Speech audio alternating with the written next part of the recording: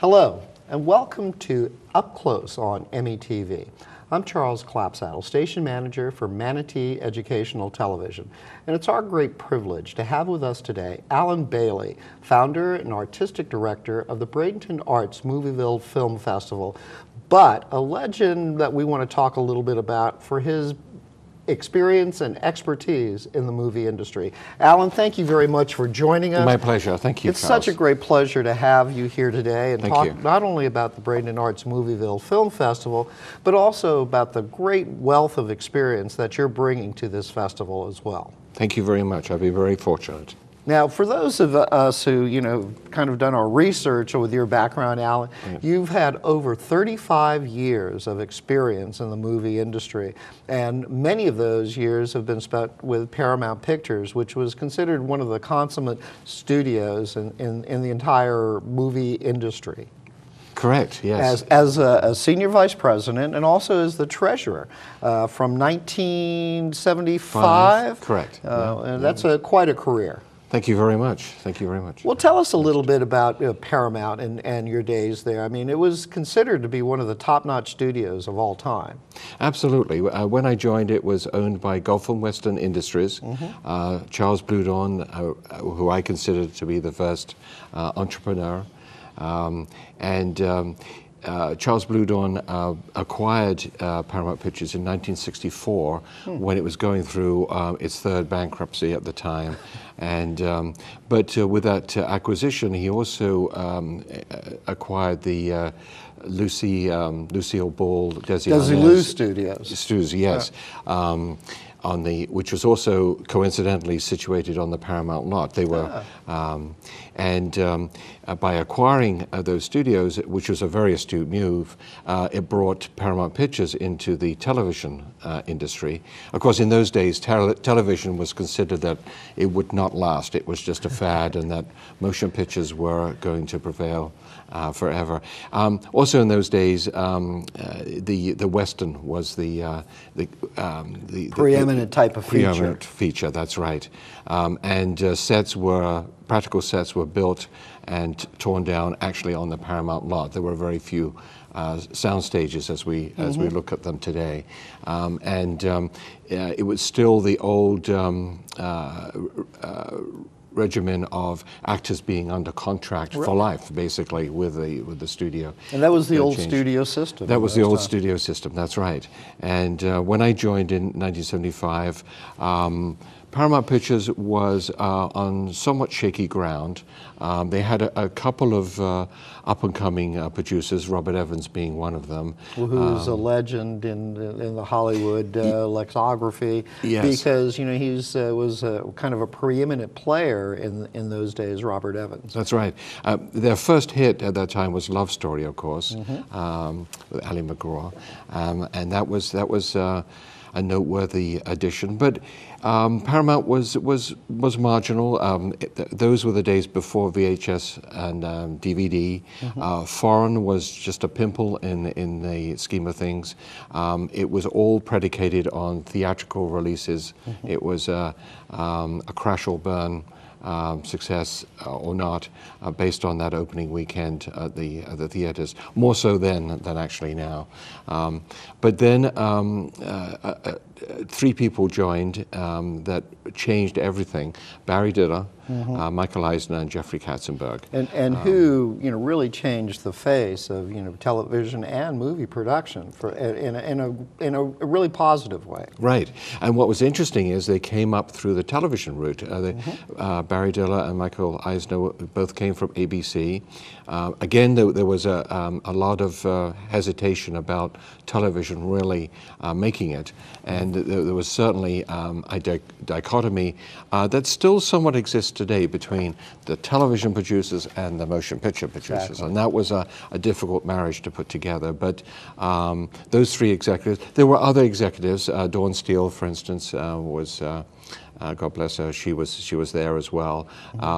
But the energy level that those executives brought was just phenomenal, because they looked at things totally differently from the old school motion picture hierarchy that had developed up to that point. They were looking at movies from almost a television way of producing, and.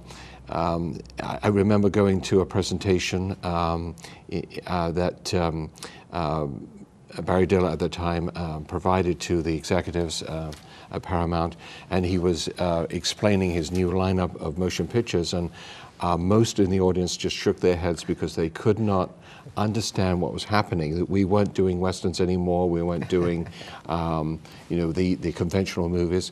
We were doing a funny little movie called Saturday Night Fever with an up-and-coming television actor, John Travolta. Who was John Travolta? And then remaking the musical Grease into a motion picture, again with John Travolta. Olivia Newton-John, who's that? And then Dawn Steele challenged the studio by taking on more music-driven motion pictures, which again everyone just shook their head and decided would never work. They didn't have the conventional scripts to them. That was the thing that really, because they were looking at it from a motion picture viewpoint, and there were two little movies that came out that just totally blew up: Flashdance and Footloose. And during that period of time, thanks to not only the success, but the creative energy that was created through Paramount, there was almost a period of continuous success at Paramount for a long period of time. And you've mentioned too, Flashdance and Footloose, but also, as I mentioned before, Terms of Endearment, which went on, to great accolades, as well as Fatal Attraction, Trading Places. All of those things were happening at Paramount, with an executive team in place that said, we can continue to do that. And also, one of the major things that came out of Paramount was Raiders of the Lost Ark, which created another, whole series of franchise. That's right. I think Paramount was one of the first studios to look at remakes of older classics too, and that was again frowned on. How could you remake a classic? And the one that totally took off was Heaven Can Wait at the time with Warren Beatty. But again, at the time, it was very controversial, because how could you mess with a classic and modernize it in a different way? And it really acted as a poster child for the future. It really has. It really has, because there are a lot of remakes now, and people are looking at things and saying, "Oh, we can make another version of it." Sometimes it works, sometimes it doesn't. But the remake with Heaven Can Wait with Warren Beatty was so successful, and it was a tremendous success. Of course, the next era was VHS, and the startup of that was literally a garage, basically, where they were making a couple of VHS tapes, and the fight between the beta version and the VHS version. Again, the naysayers were saying that would never ever work. People will never stay home and watch a movie when they can see a movie for free on television, on reruns. Why would they buy a VHS or, in those days, maybe a beta tape? But literally, there were 3 or 4 people in a garage type setting, doing mailers and sending them out, and the start of that business, which as we know, mushroomed into an enormous thing, which became a really viable part of the success of a picture, is VHS rentals and sales for a period of time, and they would factor that in when you would do your financial analysis of it. Yes, very much so. And then the transition into DVD catapulted that even more, because the DVD production costs, of course, were even far less than the VHS. Yet the margins in the marketplace were so high. Absolutely, that marketplace saved a lot of motion pictures, because still the cost of in those days prints, but certainly on marketing and advertising, very, very significant and added to the risk associated with a motion picture. The DVD market mitigated that risk. Exactly. And then at that point, the foreign market really started to take off. I was just going to ask you that, because for a whole period of time, there wasn't a lot of attention paid to foreign markets. It was a domestic release, how many screens, how many for opening weekend. But studios, and Paramount among them, was to realize that foreign markets is a vital resource and generating revenue around the clock. And you were looking at Europe, you were looking at South America, you were looking at the Far East. All of those foreign markets became a really important asset. Yes, very much so. To the point today that a studio will derive 3 times the revenue from foreign than it does domestically. 3 times the 3 revenue. times, yes. So that's an amazing fact. Absolutely, it's really, and that was driven by the audiences, because up to that point, content in each foreign country was really local content in their local language with their local actors, and there was a thirst for movies and franchises such as Raiders of the Lost Ark and so on. They wanted to have that brought there. And the studios were very astute in the way that they sold, and they still do this, by packaging product. So if a particular country, France for instance, if the audiences wanted to see Raiders of the Lost Ark, for instance, that was fine, but you have to buy a package of 100 more. It wasn't just, and they were what really added to the marketplace were the number of the blossoming of channels in those countries and the competition.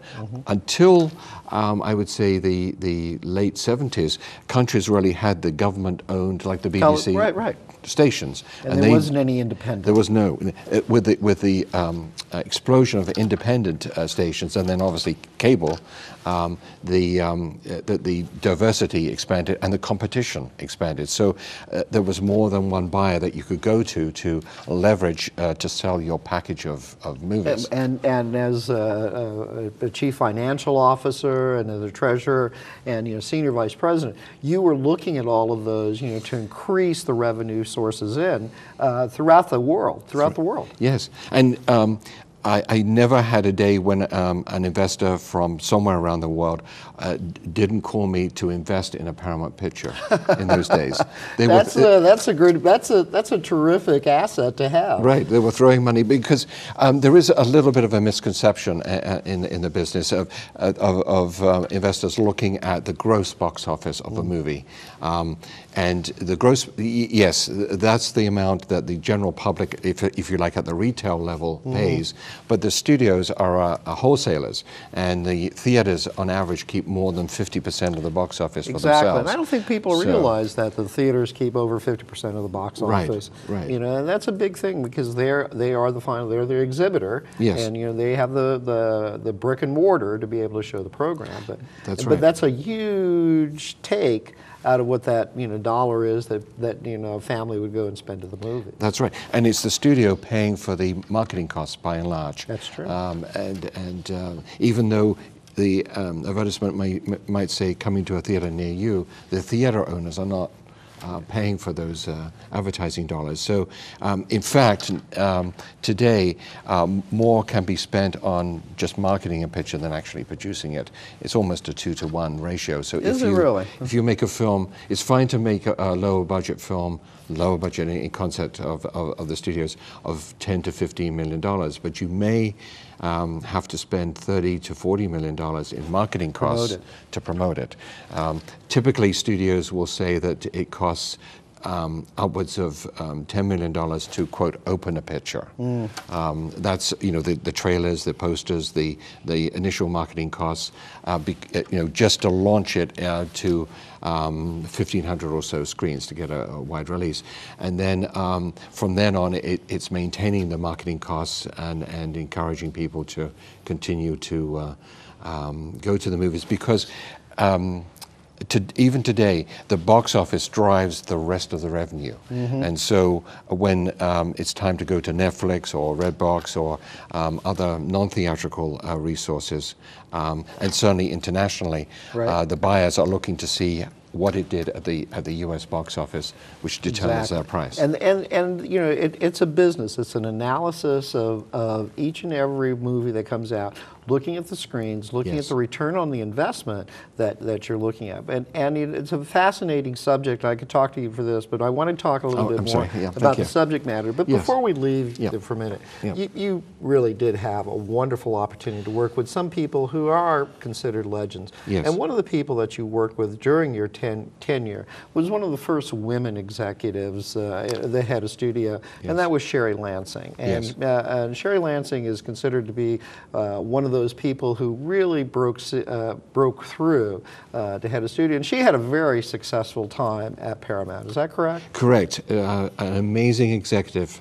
And she had to play the balancing act between keeping the directors and producers happy on what they wanted to do and what they wanted to spend, and the corporate parent dictating what the parent wanted to spend. So there's a very, very difficult tightrope that she walked, and she had to be. She might come off an argument with the parent company on a particular movie that she believed in and the budget for that movie, and then would have to turn around and deal with the producers to tell them you've got to take out some pages or you've got to find some other way to cut costs. Fortunately, over the last 15 years or so, production incentives have come into play, and today they're everything.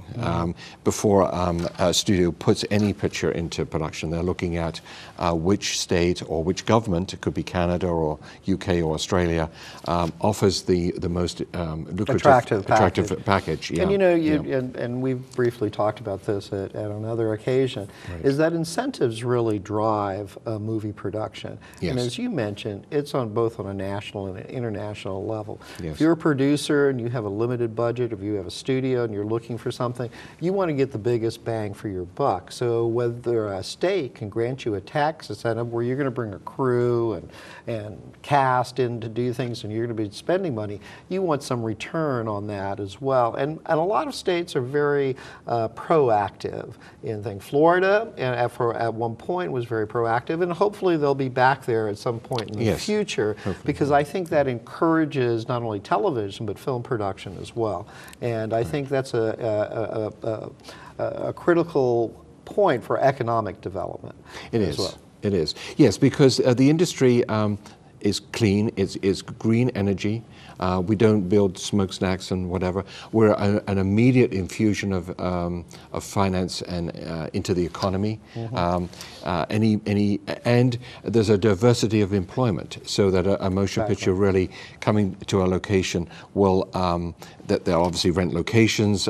Anybody from obviously the restaurants, hotels, but also dry cleaners, wardrobe, set dressing, and all sorts of services. All sorts of services are needed. Yes. You know, I mean, anything that's out there that's part of a large movie or a television production is available, you know, within a state, and it generates capital, it generates jobs as well. It does. The key though is to make a sustainable industry in that location by making the production resources available and publicized, if you like, made the experience for the filmmaker a very rewarding one, so the filmmaker will establish a soundstage and will move their base to that location on a permanent basis. That's the thing, and that really comes on to the Bradenton Arts and Movieville Film Festival. Well, and again, I think this is one of the key things. I'd love to talk to you more about, you know, the Paramount things, and it's fascinating. Maybe we'll do a part 2 on that down the road. But you are to be congratulated for doing the Bradenton Arts Movieville Film Festival, and you've been involved with Movieville Film Festival for many years because of your connection with Burns Court, and it's been very successful. You know, and people have really appreciated your level of effort in doing that. However, this year, you've kind of stepped up the game a little bit, and you've partnered with the Bradenton Area Convention and Visitors Bureau, and Elliot Falcione and Debbie Meals, and to bring a very special event here to the Bradenton area, the Bradenton Arts Movieville Film Festival. It kicked off on May 8th, and it's going to run through the 18th. But you have a wealth of experience that you're bringing, but also a wide variety of events that are planned for this. So let's talk a little bit about it and why you wanted you. to initiate it here in Bradenton. Right. Thank you very much. If I could just step back a little bit about the concept, and the concept, why another film festival? Because I wanted to develop a film festival for the new and emerging filmmaker. Obviously the film student, but also an older filmmaker who's struggling to get off the ground, and to bring other filmmakers, both nationally and internationally, to that location to meet with the local filmmakers, their peers basically, so that they could talk and explain. They can see other type of work that is done, and it's the hardest thing for a new filmmaker to get off the ground. It's fine to go through Full Sail or State College of Florida's film programs and so on, but what do you do after that? If there isn't an industry here, then you're going to buy a ticket to New York or nowadays to Atlanta, because Georgia has a great incentive, or LA, and try to get a job, try to and work your way up. Very, very difficult. So one way to help filmmakers locally is to provide a supportive and encouraging film festival, a film festival that is for them, basically a grassroots festival that accepts them and showcases their work with their flaws but with their innovative concepts. Excellent, and I think that's an excellent point. You've really done that, and you've encouraged not only young filmmakers and people, up-and-coming filmmakers, to not only show their work, but to participate in this kind of wide-ranging Movieville film concept of it's an open door. You want to invite people in to participate. And I think that's a wonderful thing, and I think you have the spirit of cooperation and inclusion, which is an important part of this festival. Thank you very much, Charles. That's but the main instigator for us to come to Bradenton really centers on Debbie Miles and Elliot Falcione, who recognized that this is something that they would like to have in Bradenton. Absolutely. I mean, to their credit, they really opened a lot of doors here for us to be able to bring it here. First year, we're still obviously working out the kinks, but it's been a terrific ride this year. The overall concept will be to embrace the arts in total. So we're going to extend it to next year to have a 2-week structured program. So the first week will be dedicated to music, dance, live theater, and performing arts. Wonderful idea. And then the second week will be devoted to motion pictures. We intend to bring more seminars. We had a couple of seminars at the Showbiz Expo. That's one thing I want to continue as well, the Showbiz Expo, because I think that's important. And tell us what the Expo is, because you've been undertaking this now for a number of years, and it really does bring together a lot of vendors and services that filmmakers and producers can utilize. And this year was no different from that. Right. Yes, we're able to expand it with the help of Debbie Miles at the Bradenton Convention Center, and we hope to continue to expand that. The Bradenton area is really, really beautiful. It's been undershot, so the great benefit is, unlike Miami, where you see the same scenes of time after time in movies, Bradenton hasn't been shot, so there are a lot of new opportunities. But when you're here as a filmmaker and you look around, it's not immediately obvious the amount of support that is actually here. And the fear is that, oh gosh, I have to bring everything in from Los Angeles, and that will make it too expensive to film here. So the concept of the Showbiz Expo is that while the filmmakers are here, they can meet the local vendors and get a better sense that, well, yes, absolutely. And they see not only the cooperation, but also the value of perhaps in this beautiful area of doing that. Yes. But I want to go to the Movieville Film Festival again, because during the course of May 8th through the 18th, where the festival is running, you and Debbie and Elliot have put together a wide variety of things that are happening that really kind of open the door, and you have some tremendous partners. The Manatee Performing Arts Center, where you're going to be showing a number of the films, yes. is a beautiful venue. Seats about 400, 380 or so, yes. which is a wonderful event. You have so many events planned at different great venues throughout. You did your opening kickoff at the Crosley Mansion, well-attended, beautiful facility, got that enthusiasm going. You have another event planned for State College of Florida. Yes. And I really do have to take my hat off to you, Alan, and tell you that, you know, including the State College and their film program as part of this festival is just a wonderful decision, because there's a lot of talented, not only students, but faculty there who I think have a lot to offer, and for this community to see some of their work and to appreciate that is just a great thing for this community, and congratulations on including them. Thank you very much. Very much. I just want to mention one other outstanding help of my business partner, Susan Short. Susan, who's done yes. a tremendous job and who's acting as kind of an executive director. Yes. And who's really, you know, and just a dynamo of a person who can get things done. And Susan has done a wonderful job of assisting you and being there, you know, kind of promote it. You did a kickoff for music, kind of Legends of Country and Rock just recently that featured Rick Derringer and George Wallace Jr. And it was very well attended, and just another component of that film festival. Thank you. Yeah, and that came out of the Del Couch Music Academy, which is right here. That person, another great asset yes, to this community. Absolutely. That's obviously mentored future superstars such as Sam Wolf, of course. Absolutely. And no, he's been very, very supportive, and is providing a lot of the local entertainment.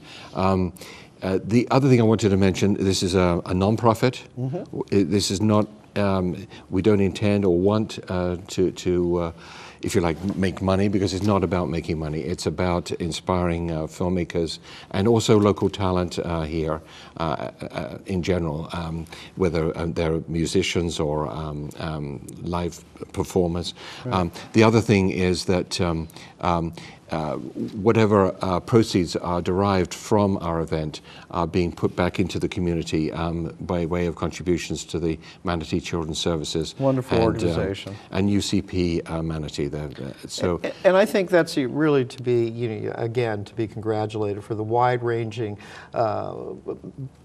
depth that you're looking at. You've developed some great community partners that will want to work with you time and time again. Yeah. You've got some great venues to work with, and you're having some wonderful events. You have, you know, we're going to put the website up for individuals to look at, so if they want to have tickets or find out some more information, right, they can do that. And one of the things that I must say, which I think is a wonderful portion of this film festival, is that if somebody wants to go to the Manatee Performing Arts Center and see films, $15 for an all-day ticket. Yes. Which I think is unheard of. You know, a lot of film festivals, you know, they'll charge a unit price for a film or a couple of films, but for an all-day, if you're an aficionado of wanting to see young, independent films, you can buy an all-day ticket for $15, and I think that's a great value. I mean, it's a wonderful value, and hats off to you for doing that. And you're bringing some great films here, too. Yes. You're bringing some really wonderful films, some Sundance winners. Absolutely. You've got some terrific things. Tell us a little bit about some of the films that are coming. Thank you very much. Yeah, I'm very proud to say that we're presenting a movie called God's Ears about senior autism. Mm-hmm. That actually opens on Thursday at noon. Michael Worth, who is the writer, director, producer, and actor in this, extremely talented. David Mamet has said he's the next Clint Eastwood. He's flying in right now, actually, to be there for Q&A. But he's going to be there the entire time, so people can come up and talk with him. We have Mother of George, which is a multi-award-winning motion picture, a breakthrough in African-American movie making. And of course, I'm really honored, and I'm not just saying this, to have two of your movies, Charles. Well, we're very pleased. Durand Adams, Charles Williams, and METV have produced a couple of documentaries, and we're very humbled by being asked to be included in this.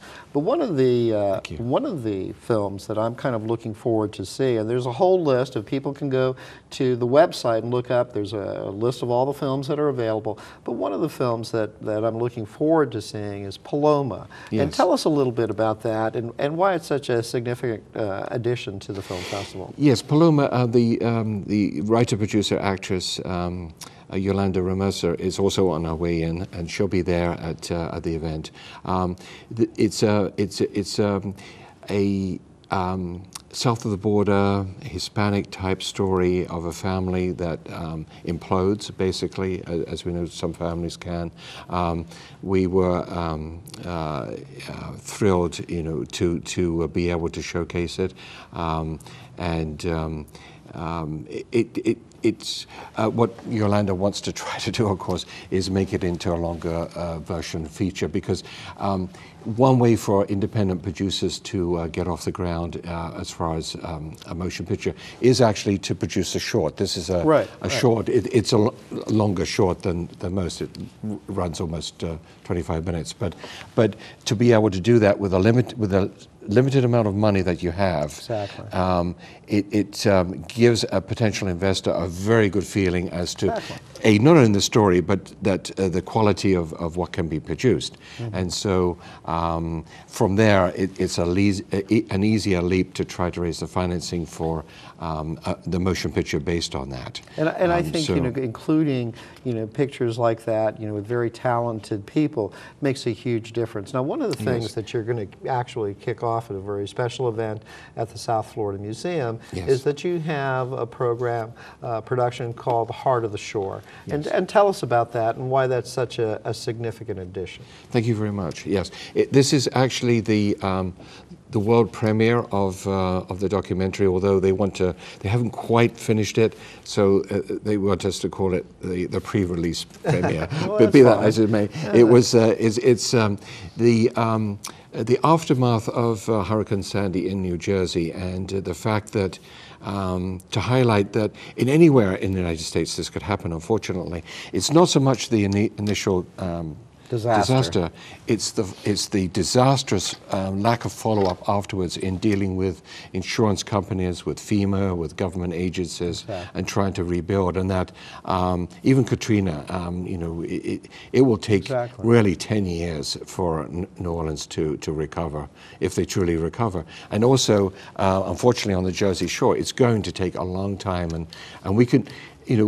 As Americans, we can do many things very well, but it seems that we get stuck in our own bureaucracy with respect to helping out and rebuilding after a disaster. And it's quite an eye-opener as to the survivors of the disaster, what they've gone through with respect to the insurance companies. Many people, of course, have moved away from the Jersey Shore and will never rebuild. Mm-hmm. 6 months ago, we had the tragedy where people were displaced. They had to live in a motel, and the motel caught fire, and people died. They didn't die in the disaster, they died in the aftermath, which is shocking, absolutely shocking. So it really highlights that in an informative way, and we're really thrilled to be able to showcase that as the first glimpse that the public will have of this documentary. And I think that's very important, and I think it'd be a nice critical thing for a community to see wherever you live, whether it's here in the Florida area or in Bradenton, wherever you live, is to have that kind of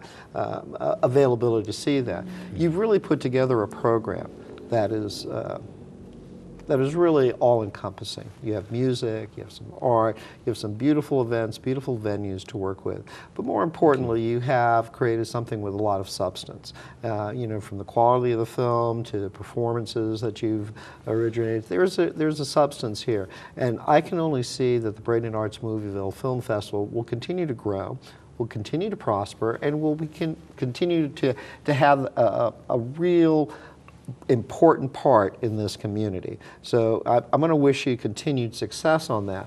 Thanks very much. But as we wrap up here, Alan, I want you to just take a couple of moments, if you can, and talk a little bit about why it's important to have a movie festival here in this community. From an economic standpoint, from a creative standpoint, why is it important to have a film festival? One of the elements, apart from providing exposure to films to the local community that they may not have an opportunity to see, and also helping local filmmakers, it brings a lot of attention to Bradenton. It brings a lot of filmmakers here, both nationally and internationally, to Bradenton. And once they see how beautiful it is here, how the community is such a lovely community, everyone's very warm and welcoming, they'll think about doing their next movie here, and why not? Because whether or not incentives in Florida come or go, I think Manatee County is going to implement their own modest incentive, but it's a right-to-work state. Some locations have very tough union requirements. But other costs here are far less expensive. Location fees can be waived, apart from having beautiful locations.